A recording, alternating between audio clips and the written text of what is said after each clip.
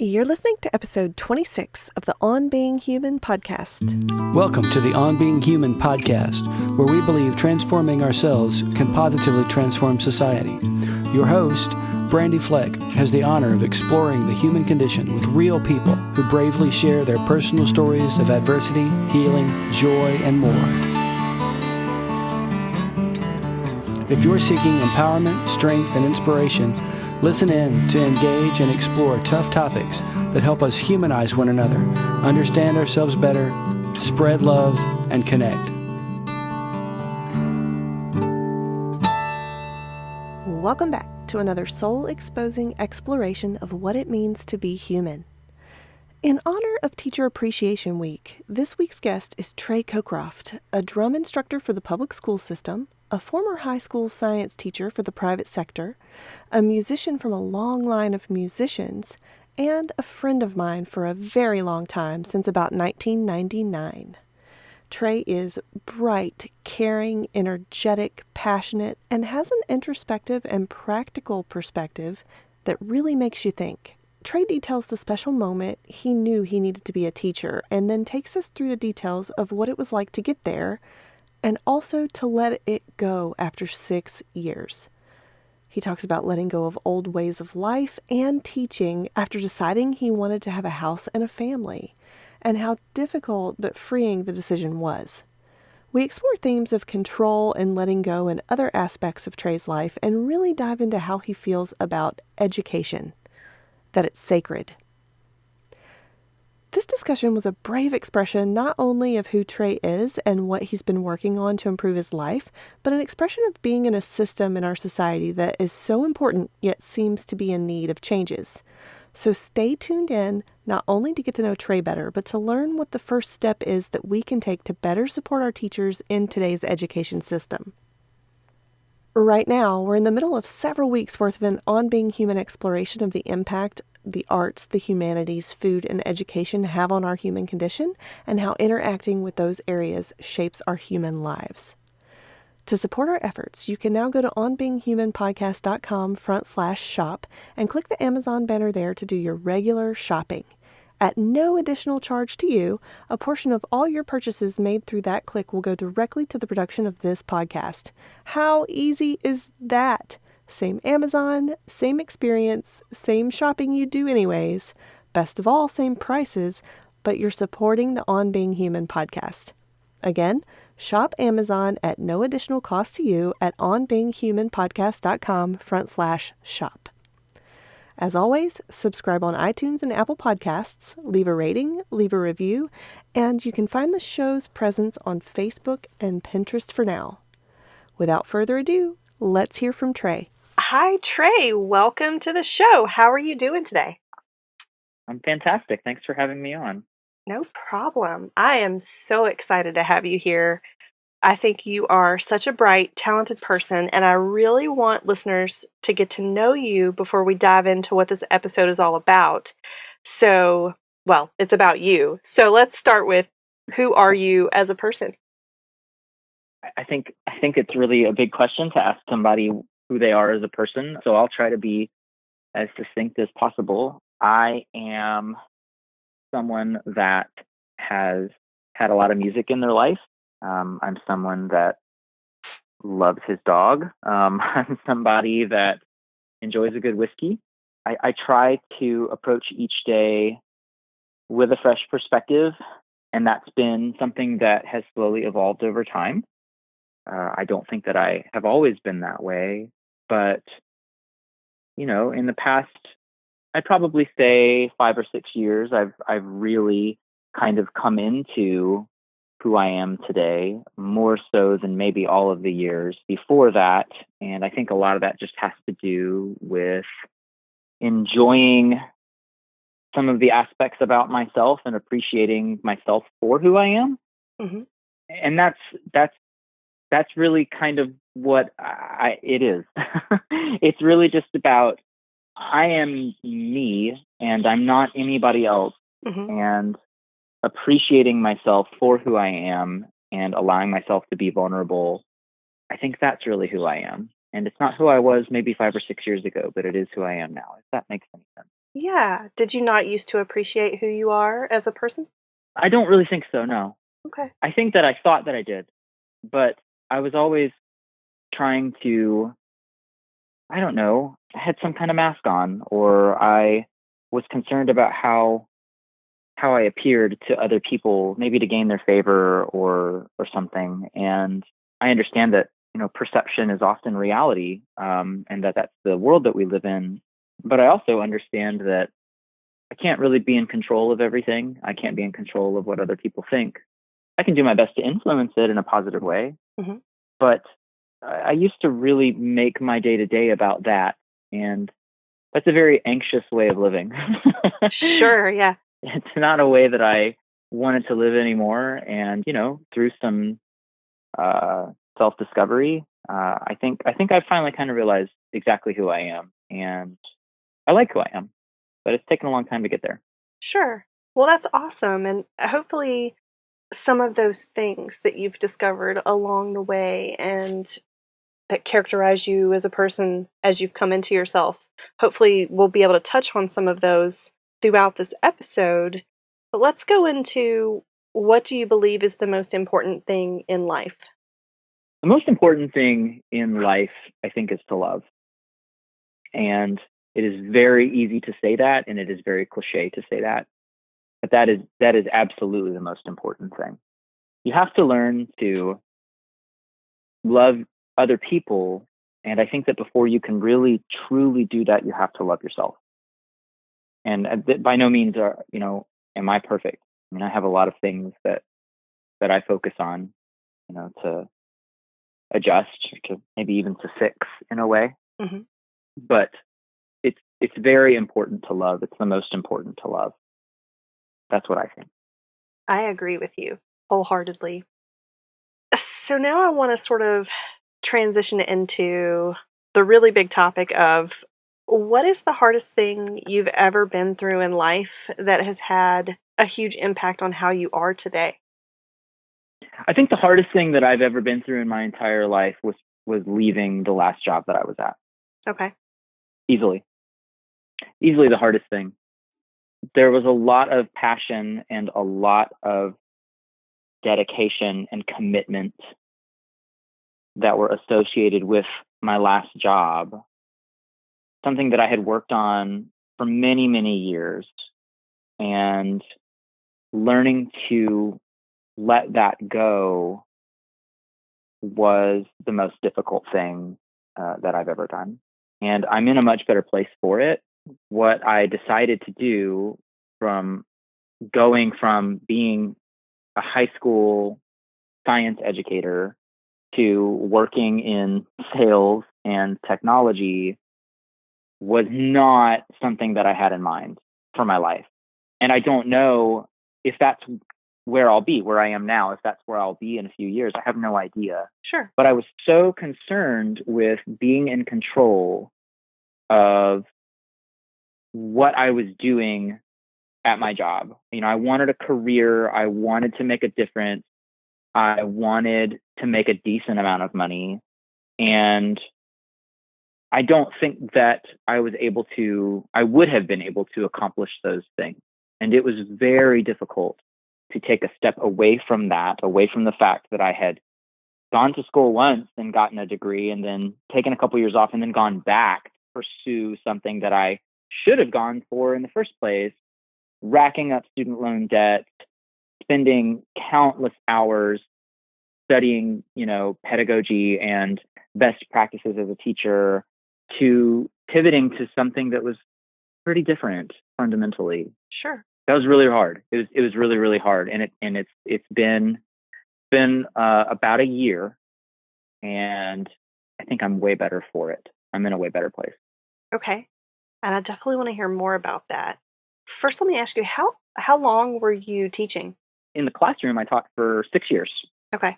I taught for 6 years, and I was in the private sector. But I also, on the side, since 2003, I've been teaching in the realm of marching percussion, and that's pretty much always been in the public sector. So I taught at a number of high schools, and I don't think there's been a single year that I've taken off. So I would say I've been teaching since 2003 as someone that was being paid to do it, which I suppose is what could define a professional. Sure. But in the classroom, managing my own roster of kids and grade database since 2012, 2013. Great. Great. At your new job, do you not feel that you have the same impact that you had with a classroom of kids? Or do you have other areas in your life where you can still make an impact, even if it's not professionally? I do still make an impact. It is not necessarily the same impact or even the same magnitude of impact. Okay, gotcha. What I do now is there's an educational piece that is associated with sales and account management, which is what I essentially do. Okay. And I work with resellers, and every day is a pleasure and every day is an adventure. I have a pretty big account set, and they're all in the the Northeast, and so there's a lot of differences culturally, how we converse, but there's still a common thread of being human and understanding that we're going to make mistakes along the way. There's a relationship that we have to build, and it won't be perfect. And there's a lot that we can learn from one another through that journey together, even if it's just something as simple sounding as, selling somebody a set of computers. I mean, it's actually a lot more complex than that. Sure. And so it's not the exact same thing. I'm not talking to my partners essentially because they're in a partner program. I'm not talking to them about global warming and climate change like I would have been talking to my high schoolers. Sure. But fundamentally, there is still the understanding of I have some knowledge that I could give to you about a product or a process or something that's going on. And I have to meet them where they're at and take them to where they want to go. Sure. I think fundamentally it's the exact same thing. It's just a different capacity. That's all. Yeah. Yeah. So let's go back a little bit to how you mentioned that you teach marching band, or you said marching percussion. Yeah. You're a musician. You're from a father who is also a musician. It's in your blood.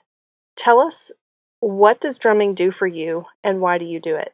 Well, there's a lot to unpack there because honestly, I don't drum as much as I did when I was younger. Okay. I've made time for other things, but I am involved in an education capacity way more now than I was when I started teaching in 2003.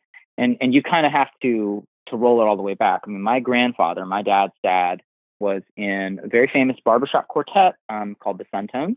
Mm-hmm. And my granddad, Trey Cokeroft, he was a tenor and he was an arranger.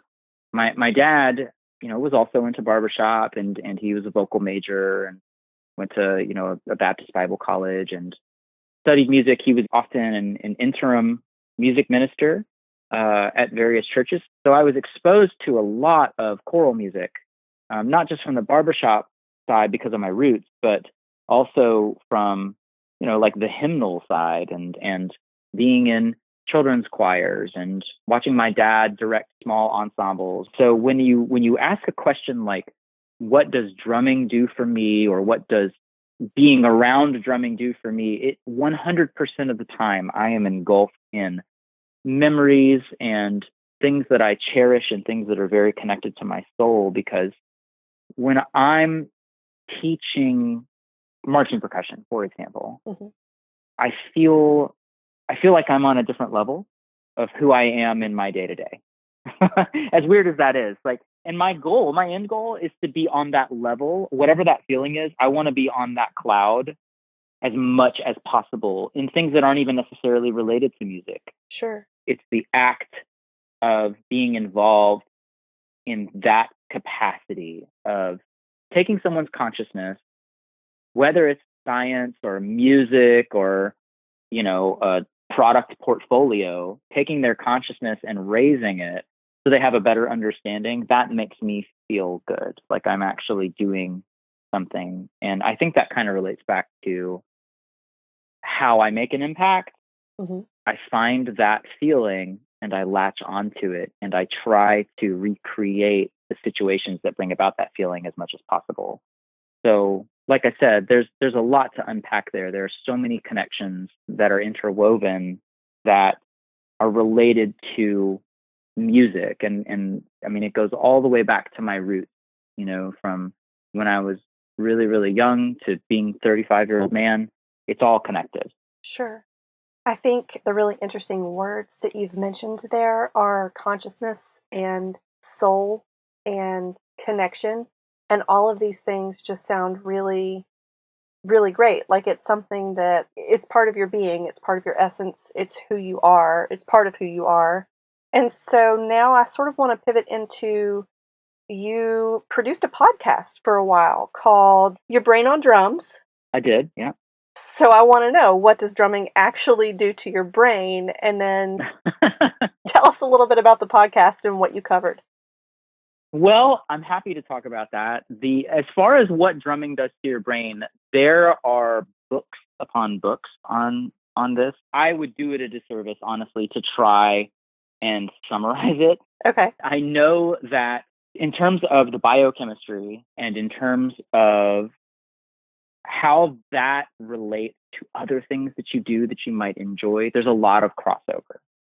For example, whenever we do something that we get that sense of gratification, that's probably dopamine, right? Like that's something that's actually triggering. And it's like whenever you get the text message on your phone, the reason that you feel that compelled to look at the phone and not be away from the phone for more than a minute at a time, is because you get that reinforcement of pleasure, so that dopamine spike, And so for me and for a lot of the kids that I teach and the groups that I work with, that is associated with playing the passage really well that I'm asking them to play, or performing in front of an audience. There is a high, essentially, that is associated with that. Oh, yeah. Yeah. And then, in terms of how I talked about how music is interwoven into all these experiences that I've had, and they're all connected through music. Learning how to play a passage well multiple times in a row and looking for that consistency, that has to do with how memories are formed, and rote memorization of something, or muscle memory, as we often call it. And, the tiny twitches in our fingers that we have to execute the passage the same way every single time and have the same dynamic contrast, multiple repetitions in a row. There's actually a neural network that is created in your brain just from the act of doing it over and over again, getting the feedback, perfecting it to the best of your ability. That creates new pathways. And then you can send those electrical impulses faster and more efficiently, because now you have a more direct route, or, you have a more consistent methodology for executing something that you're being asked to execute. And so that's why practice is important, for example. I mean, it's like we learned to write cursive because we, which is dying apparently, Yeah. but we learned to write cursive because we did it multiple times. We did write-off and we made little competitions out of it. And that's how you perfected, the T's and the P's and the F's. And it's the same thing whenever you're learning how to play a certain rudiment on a certain instrument at a certain speed and a certain dynamic level. You just have to do it a lot the right way, and then you never really forget it. Yeah. So there's a lot involved in terms of the science behind that. But I had the opportunity to create something, and I took it. I worked with some very wonderful people to create that podcast. And I knew nothing about mixing, engineering, the recording process, the writing process, the branding and the design. I knew nothing. And I had to lean on all these other people. And I think that what we came up with by the end was pretty awesome. We did 8 episodes. I started in on the second season. I got about halfway through the guests for the second season, and I stopped. I just stopped. Why'd you stop? Again, a lot to unpack there, but I think it can really be boiled down to, I feel like I did the thing. Yeah. I accomplished what I wanted to accomplish. I think I made a little bit of a dent. I had a great time doing it. It was an adventure, and I got to a point in my life where I needed to redirect my energy into things that were a lot more pressing as an adult. Gotcha. Time is something that you can't get back. Right. You can always make more money. You can't make more time, and that's been a big theme. And I think that ties into even why I'm not doing the project anymore, Sure. because I have decided to allot my time to other pursuits that currently are a higher priority to me. And I'm very appreciative of everyone that was supportive. I was able to maybe impact somebody in a positive way. It was a lot of fun. Good. You were talking a lot about time and how it's sort of a non-renewable resource, and prioritizing the things that are important to you. And so I think those are all great points. And I think it's totally okay to create and start a project and experience something. And if it's time to move on, it's time to move on. So maybe quickly, can we talk a little bit about it seems like letting go is something that is coming up over and over in this conversation. And how are you able to let go? I know that in my life that is something that is hard to put into words, but I'm hoping maybe you can express it. At my new job, I'm currently enrolled in a leadership program. It's a privilege. It's not something that I have to do or that I was even like forced to do or anything. But it's something I chose to do because I wanted to take a risk. I was in a new place and I thought it would be a good opportunity to meet some people and learn something new. And I'm really glad that I did. It was like a 13-week, lasted for the whole quarter program. We meet once a week for a couple hours, and I've gotten to meet a lot of people in the company and a lot of people outside the company that just talk about their experiences in leadership. And the common theme throughout all of that, I think, has been letting go. One of the hardest things to do is to surrender to the outcome of whatever is going on. To just take a step back and say, I don't have any control over this. What is going to be the outcome? I'm okay with that. And that gets tricky because people like to be in control and they don't like change. And so letting go, surrendering the outcome are very inherently difficult things to do. They go against what is ingrained in our biology. We don't want to lose control. And so when you have a big change, that means that things have to be different and you can't control things that are new and different. So you're afraid of it. And being authentic with yourself is a big step. It's a big step that I've had to take. And what I mean when I say being authentic, it means surrendering that outcome, letting go of that control, saying, listen, this is what I think and this is what I feel, and I have got to be okay with that, and I have got to let it go. It's super scary, but I have made it a point to know what my habits are. Whenever I start to kind of, grasp at straws and maintain control of certain things, I have to take a step back. I have to take a deep breath and I have to go, okay, man, it's okay that you let this go right now. It's okay that you are not at the wheel, making every single turn in this situation. That is the biggest part. Once you can take that first step, the rest of it's a little bit easier. And that's how you build trust in yourself. You get that self-confidence. And I had mentioned earlier that the last, 5 or 6 years have been pretty insightful compared to all the years that were before, in terms of like what those years offer for life-changing events and opportunities for me to pivot and go from one direction to the next. And a lot of those involve relationship changes, life decisions with jobs, careers, financial, decisions, and deciding what is acceptable and what is not acceptable. And I was so pent up for so long on maintaining control. And it doesn't mean that you release all control and be irrational with things. It just means you try to make a point of recognizing hey, I cannot be in control of this situation, and thus I won't try to be. Gotcha. That brings a big peace to me, and I think that's really important. And I think that has kind of been my MO the past several months, if not the past year. I perhaps I didn't realize it until I started this leadership program, but it's been very valuable, and it's something that you do have to practice.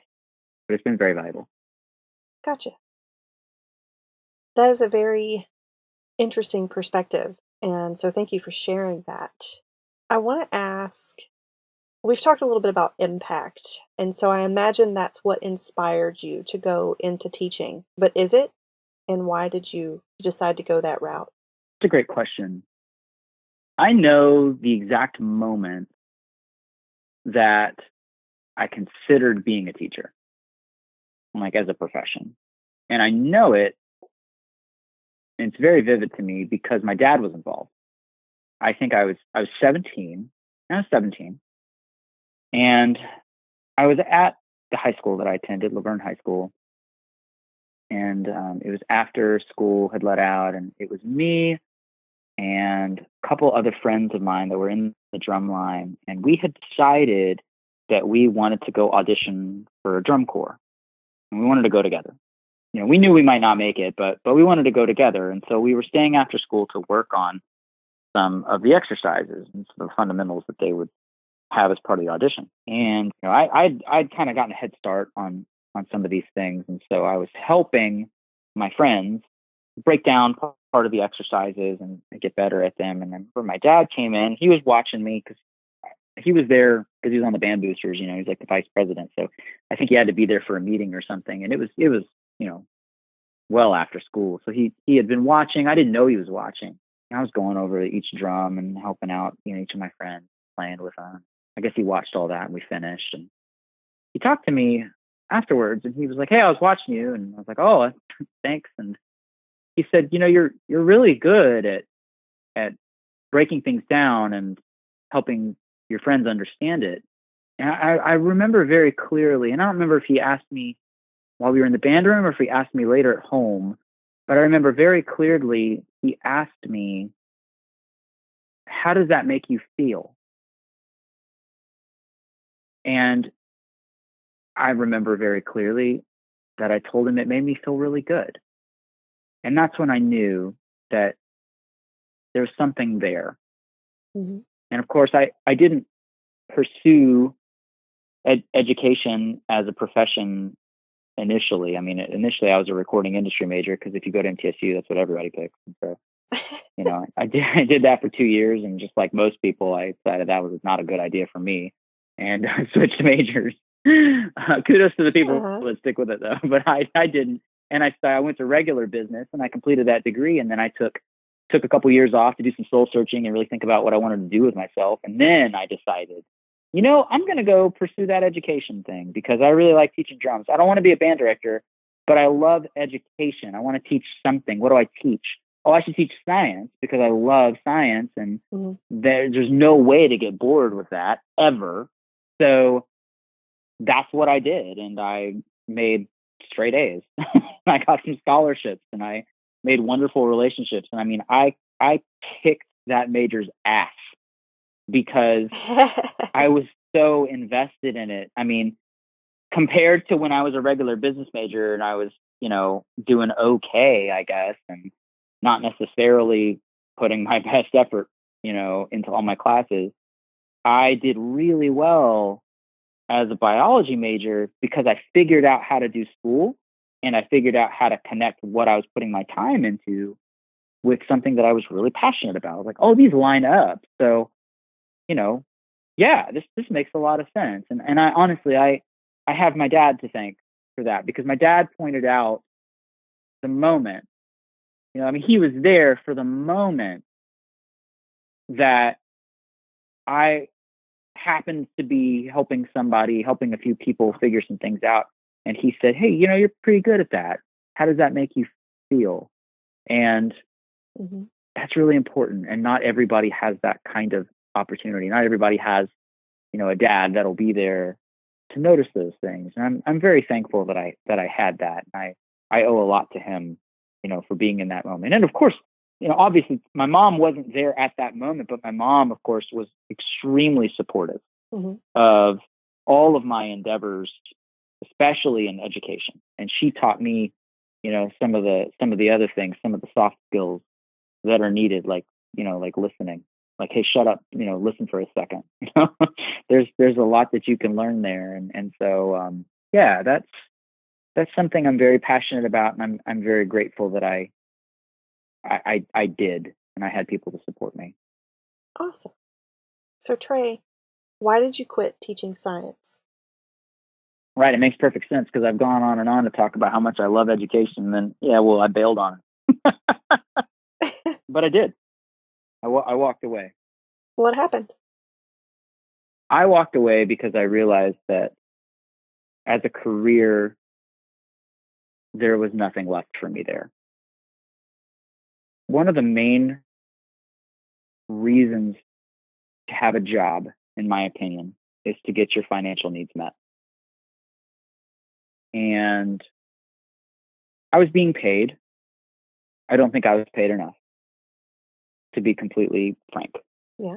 Teachers are overworked and underpaid. It is rampant in this country. I personally, and this is anecdotal, of course, but I personally don't know a single educator, and I know hundreds, that would say, the amount of money that I am paid relative to the amount of work that I put in, 1-to-1. I don't know anybody that can walk away and say that after a day's work of being a teacher. Teachers are incredibly tenacious people, especially the ones that last. And I lasted a while. I made it past the 3-year mark, which is when most people quit, if they're going to. I think it's like 50% of businesses fail within the first, first 3 years. And I think it's 50% of teachers quit within the first 3 years. I made it to 6, but I considered it well before then. And it had nothing to do with the children that I was teaching or the coworkers that I had. I taught wonderful children, worked with wonderful families, had wonderful coworkers, great administration for the overwhelming majority of my career as a teacher. But I walked away because I realized there was nothing left for me there. There was no future. I wasn't going to be making the amount of money that I felt that I needed to make to eventually support a family, to pay off the debts that I owe to the institutions of learning that I went to, or to invest in college fund for a kid later, or whatever. Mm-hmm.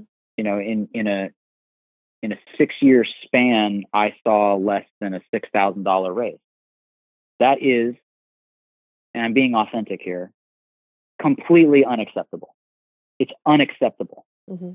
And I was afraid to ever ask for one, because I knew the answer would be no. I knew it would be no. So I didn't bother. And that wasn't something that was up to my immediate boss. It has to do with budgeting. Mm-hmm. Again, it goes back to control. It goes back to, what am I trying to control right now? Well, that's one thing that I do have control over. I do have control over where I spend my time every day. And I do have control over, if I choose to spend my time there, am I doing it because I'm being compensated well? And in my current situation, it was not a sustainable place to be. I think I was compensated pretty well at first. And then eventually I realized, where I want to go in life, I'm not going to be able to do this anymore. Mm-hmm. And I weighed that, because being a teacher, don't get me wrong, it's way more than just the money. Sure. I weighed that against all the other things that were important. But at the end of the day, it is a job. It is something that you need to be compensated well for. And what I was inherently having to do as a teacher in the system that we currently have was not equally weighted against the payoff. I can't pay my mortgage in the fact that little Johnny made me feel good because he got an A on his test after working so hard. That is wonderful, but it does not pay my bills. Right. And that, once you take that, this goes into my philosophy on jobs again, because this is it sounds like it's a very cold way to approach it, but I think it's just a very matter of fact way to approach it. once you take money off the table, you're good at a job, almost always. You got to get money off the table first. Right.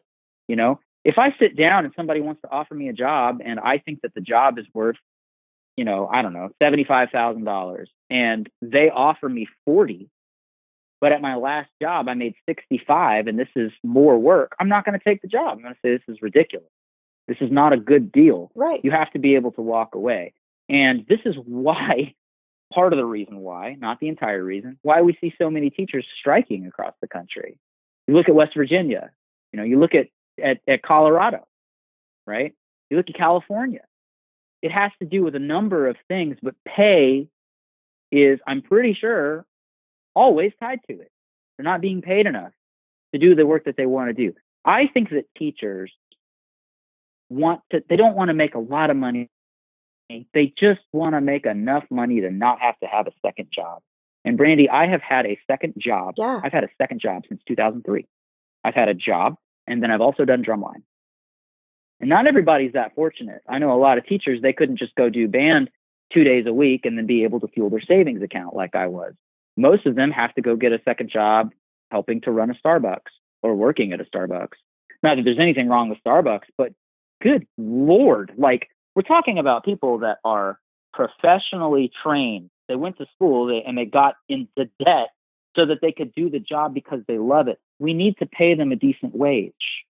Mm-hmm. And that is primary.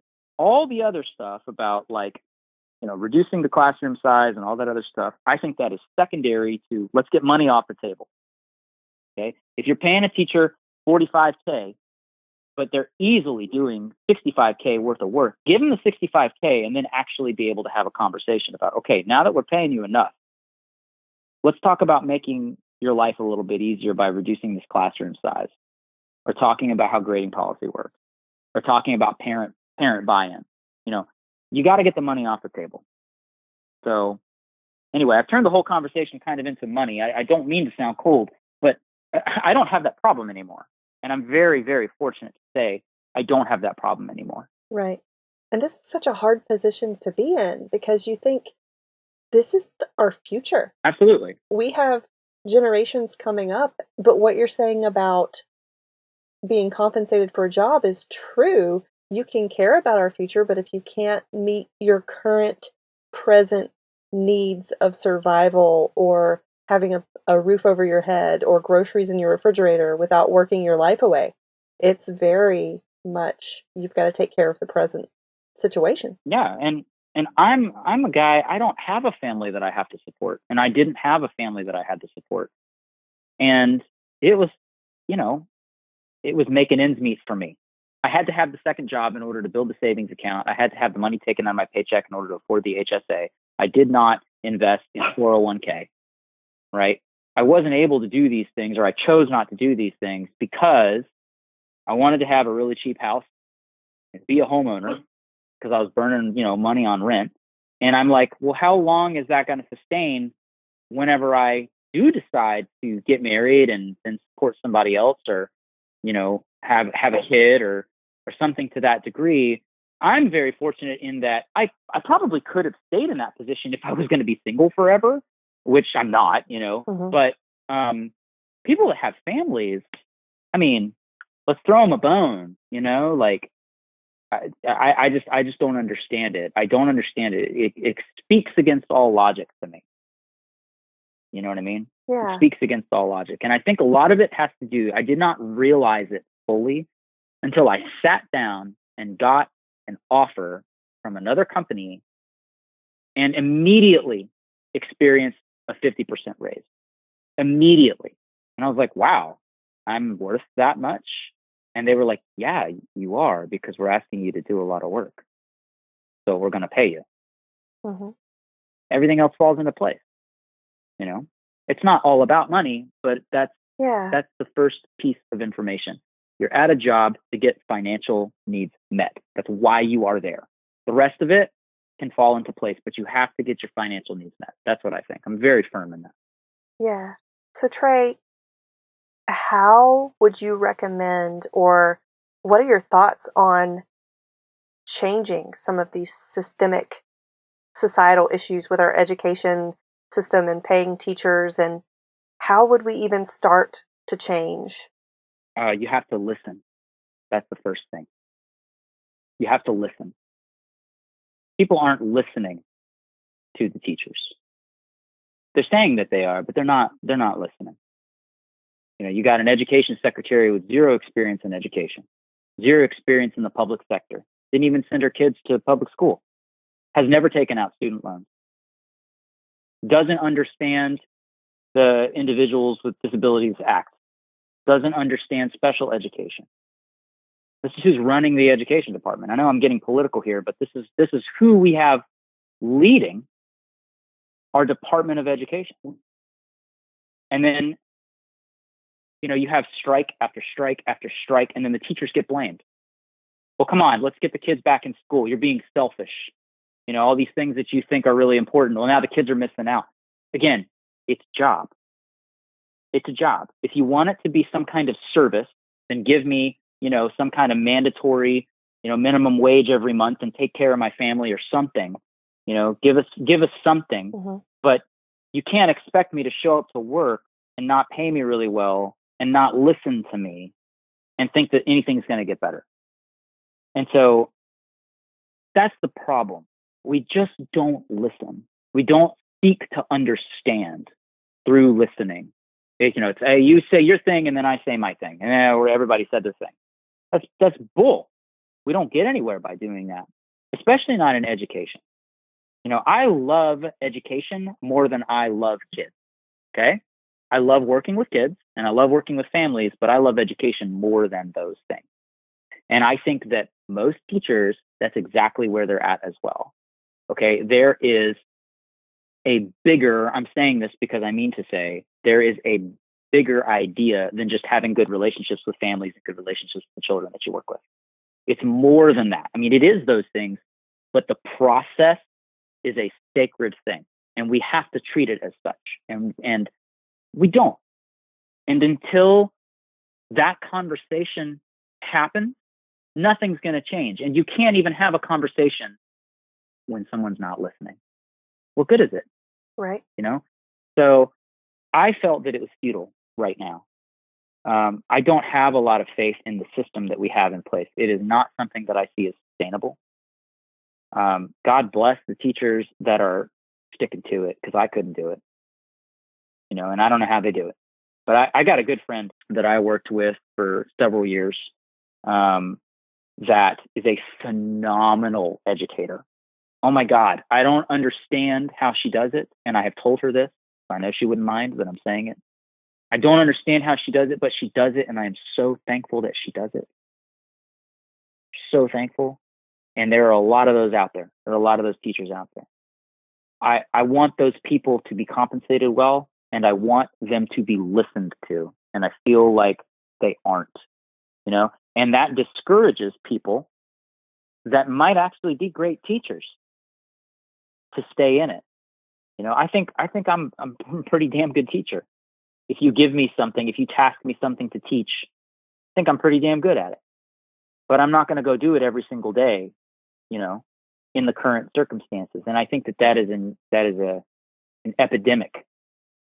You know what I mean? Absolutely a loss. Yeah.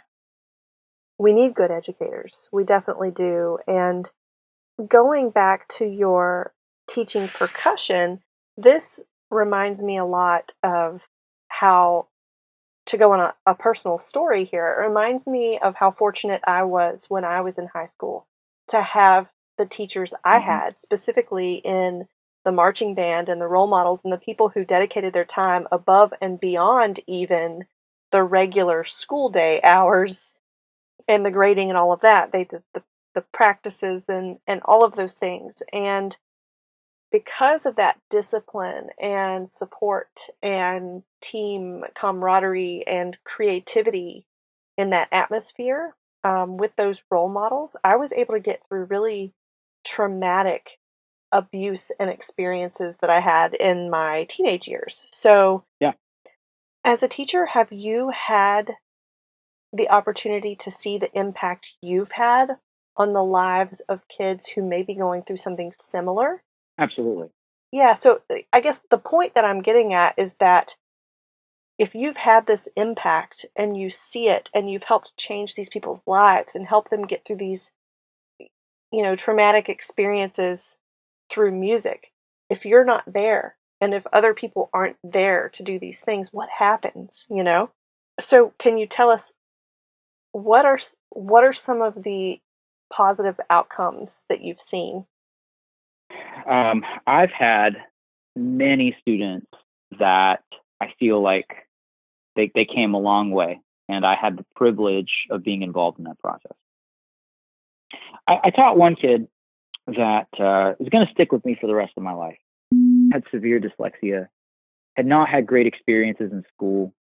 Um, I got him as a freshman, and actually had a brother, and I worked with his brother as well, who I could tell just as many great stories about his brother as I can about him. Two wonderful human beings that went through a lot of struggles with their own differences in the ways that they learned, the ways that they took information apart, tried to put it back together in ways that made sense to them. They ran into a lot of barriers because of things that were out of their control. ADHD, dyslexia, reading comprehension, because of those things. But I know I made an impact because both of these gentlemen told me that I made an impact, wrote me notes that I saved, were able to tell me, hey, I don't really care about science and science education before I came into your class, and you helped me feel good about who I am and what I'm able to do. I remember he wrote me a note. I don't have it on my person or I would read it, but he wrote me a tiny little note, and I kept it in my wallet for several years until I got a new wallet. I got a new wallet recently, so I'm sure I still have it, but I kept it in my wallet, like behind my license, so that I wouldn't lose it, because it was a reminder of what I'm able to witness by being a teacher, and I don't get that opportunity in the same way every day now, which is a bummer, to say the least. But I I I was very privileged to have that opportunity to work with his brother, those two boys, as well as several other kids that I can think of while I was teaching at that particular institution. I can think of lots of drum kids that I've worked with that have been through some hard stuff. Whether it doesn't have to be a learning difference. I mean, it could be parents getting divorced, girlfriend breaking up with me, boyfriend breaking up with me, dealing with trauma. Um, but it's not my job, and it's not an educator's job to be a therapist. That's not what we do. Oh, sure. Sure. But it is our job to be present and to do the listening that is so crucial for kids to have available. One of my favorite interviews of all time, and I've watched a lot of them. I love interviews. Was Michael Moore, film director, is interviewing Marilyn Manson, and he's interviewing him soon after the Columbine massacre had happened. And Marilyn Manson was, implicated in having put out music that fueled these kids' rage. And he was aware of that. And Michael Moore asked him, he said, hey, here's the situation. Is the people are saying that you write, music, and that it fueled a little bit of these kids, rationale for doing the absolutely terrible things that they did. What would you say to those kids if you had an opportunity to sit down and have a conversation with them? And Marilyn Manson says, I wouldn't say anything. I would just listen, because that's what nobody did. And that has always stuck with me, not just as an educator, but as a human. I mean, I am not perfect, but if we will listen, like I'd said earlier, so that we we can seek to understand the other person's point of view or what they're going through, I think the world would be a better place. And that's what I tried to do. Some of those kids, they got it. I mean, I taught a lot of kids that didn't get it, and that's okay. That's okay. It's not my job to change them. My job is to take them to the hallway of ideas, open up all the doors and say, here you go, choose your path, and support them. That's my job. And I learned that really early on. And some of those kids, they went down some really interesting hallways and chose some really interesting doors and now have very interesting lives. And I'm very happy for that. But they all have different stories. Everybody's dealing with something. Oh, yeah. And I think it's important we try to be sensitive to that. We need to listen to one another. All right. And on that note, Trey, I want to ask you, what does being human mean to you? Being human means being vulnerable. You have to be vulnerable in order to be connected to other people. And what I mean by that is you have to let go and, again, just kind of surrender to whatever the outcome is going to be and realize that that's okay. That's okay that you are who you are and you're not in control of everything. And once you're okay with who you are, you can experience love on a completely different level. You learn to love yourself, then it's easy to be in the moment with people and love them as they are and allow yourself to be loved. I mean, that's the thing, is that we're so much more deserving of being loved than we often give ourselves credit for. And that's, for some reason, very hard to accept. I guess it's because we're afraid of being vulnerable. We're afraid of getting hurt. We're afraid of losing control. And, in the animal kingdom, you don't want to be vulnerable. You want to be safe. You want to be protected. And as humans, we have the ability to submit to that vulnerability and still come out okay on the other side. That's how we make connections with people. That's how we make relationships that last. That's how we find value in fellowship with other people, allowing ourselves to be vulnerable. So I think that's what sets us apart. Well, that is some really powerful stuff. I like it. I like it. Trey, thank you so much for coming on the show today. It has been an absolute pleasure. Thank you. I appreciated being here. You guys, isn't Trey just so awesome? He authentically explored some tough topics today. I really respect Trey's insights and experience and know we can start listening to more teachers so that our future remains bright. For all the cool stuff Trey mentions, go to onbeinghuman.podcast.com/episodes/026. Be sure to leave us a rating and review on Apple Podcasts so others like yourselves can find the show and so we can continue to grow and serve you with valuable content and new heart-based offerings in the future. Plus, I would love to highlight your review on a podcast episode so you get a shout out for listening. And sign up to join in this conversation with me at onbeinghumanpodcast.com.